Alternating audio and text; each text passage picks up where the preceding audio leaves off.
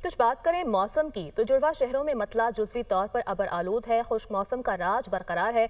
मौसम के हवाले से मजीद क्या तफसीलात हैं जान लेते हैं वहां पर मौजूद अपनी नुमाइंदा फौजिया अली से। बताइएगा फौजिया। जी बिल्कुल, जुड़वा शहरों के मौसम के हवाले से बताएं तो मतला जो है वो जुज़वी अबर आलूद है। सूरज बादलों की आंख मचोली का सिलसिला जारी है। महकमा मौसमियात ने पेश गोई की थी कि जो वीकेंड है इस पे हल्की बारिश हो सकती है। मतला जुज़वी अबर आलूद रहा, ताहम बारिश कहीं नहीं बरसी और जो खुश्क मौसम है वो बदस्तूर जो है अभी बरकरार है। जबकि अगर मैदानी इलाकों की बात की जाए तो मैदानी इलाकों में धुंध का राज बरकरार है, बल्कि धुंध की शिद्दत में काफ़ी इजाफा हो गया है और आने वाले दिनों में इसमें मज़ीद इजाफा जो है वो मुतवक्के है।